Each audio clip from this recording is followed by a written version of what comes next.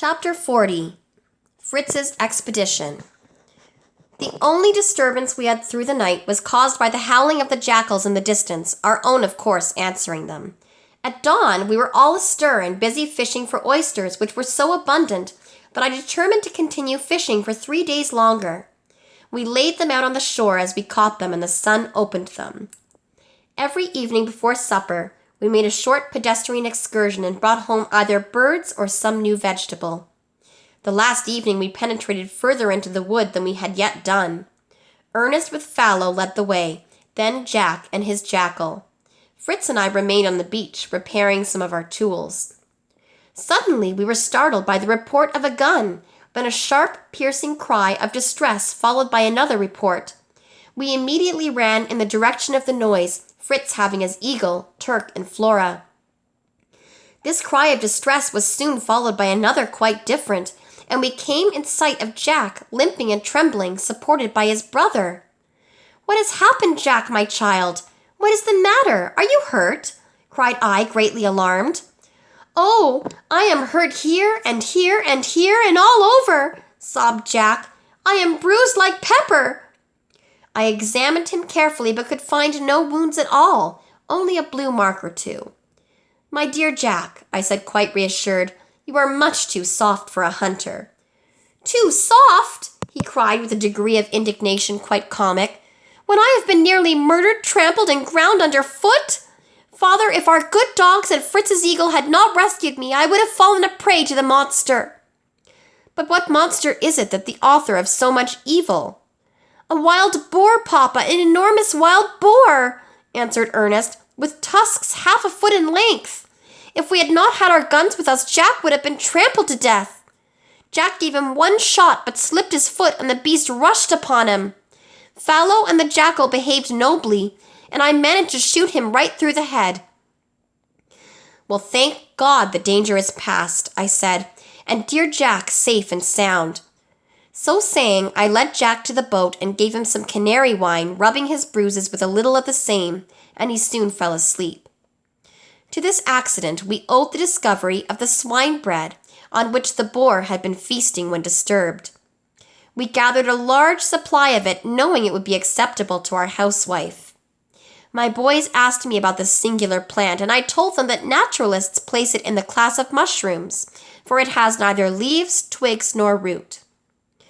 "Dogs and swine are a great help in discovering it," I said, "for by their scent they can find out where it grows.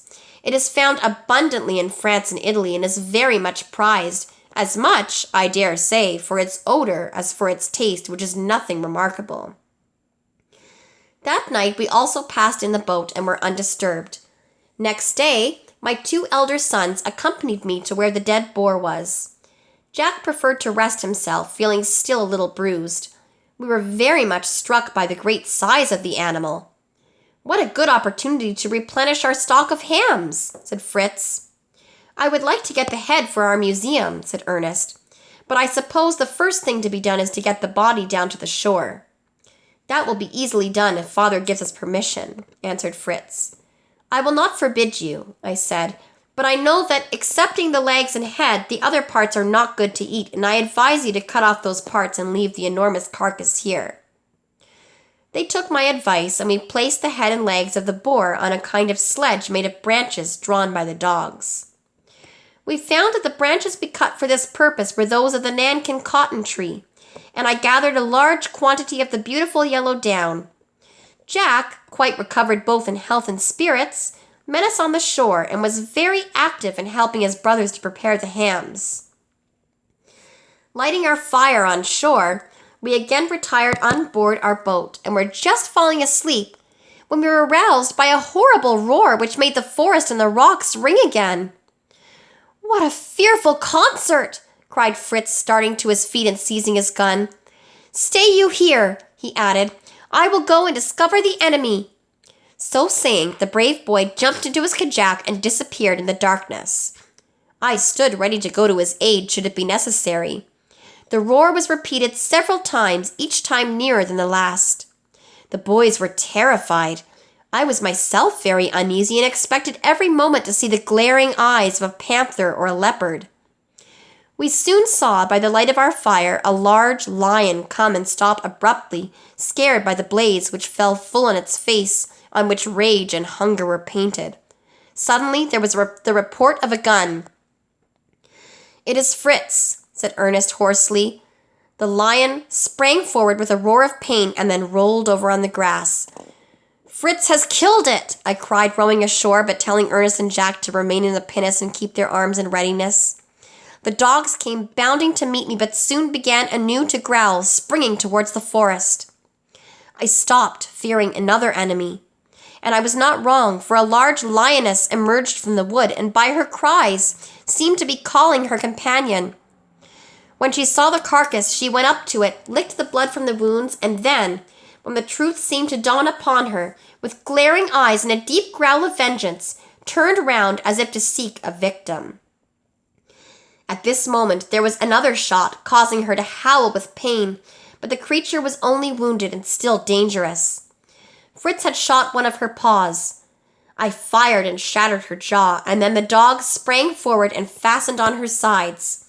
A mortal combat ensued. I remained a mute spectator, not daring to move. I was deterred from firing by the fear of wounding the dogs, but when I saw poor Flora struck down dead by one blow of the terrible creature's paw, I rushed forward and plunged my hunting knife into its breast. It rolled over dead on the ground. I discharged my pistol into its head to make sure, and Fritz coming up, we called Ernest and Jack, who ran and threw themselves into our arms, so great was their joy to see us safe and sound again. The two lions were stretched side by side on the sand, and even though dead, we could not look at them without a shudder. The dead body of poor Flora lay beside that of her antagonist. "Brave dog," said Fritz. "She has fallen a victim to her devotion. There, my dear Ernest, is another opportunity of exercising your literary talent by composing an epitaph on our faithful companion." "Yes," said Ernest, "but my heart is too full to compose in rhyme, so the epitaph must be in simple prose." While he retired to compose the epitaph, Fritz and Jack dug the grave. I washed the wounds of Turk and Fallow, and even of the jackal which had fought bravely and received its share of blows from the paws of the enemy. When the grave was dug, we buried the body of our old friend. A flat stone was laid above on the ground, on which Ernest proposed to engrave the following epitaph: "Here lies the faithful Flora. She died as die the brave. Struck down by the paw of a gigantic lioness, she fell a martyr to her devotion, and is mourned by the friends she saved." Poor Jack was inconsolable. "My poor dear Flora, our best friend!" he cried. In the morning, after taking the skins of the two lions, we started on our return to Rock House, leaving our pearls for another day. Fritz went before in his kajak. When we were past the rocks, he turned round and presented me with a letter which, he said laughing, the postman had forgotten to deliver. I withdrew to the stern of the boat and was rather troubled to read Fritz's determination to go in search of the poor castaway on the burning mountain. I looked after him anxiously as he shot, swift as an arrow, over the water. "Adieu, Fritz. Be cautious," I cried after him, "and return soon, my child, to your mother and us all." He kissed his hand to us, and then disappeared behind a promontory, and we went on our voyage without him. My wife welcomed us back cordially, and was much pleased with the treasures we brought her. But nothing I could say to her would quiet her anxiety about Fritz, the real object of whose expedition I had not disclosed to her. When 4 days had passed, and still there was no word of him, I also began to feel anxious, and proposed that we should take the pinnace and go in search of him. My wife also asked to accompany us, so taking a good supply of provisions, we set sail. A strong land breeze carried us out to sea so quickly that I had almost lost command of the vessel altogether when we struck against a large block that seemed to be floating on the surface. At the same moment, the whole mass lifted itself out of the water with a great noise, and throwing up two immense spouts of water, plunged under the waves and disappeared. We had run against a cachalot.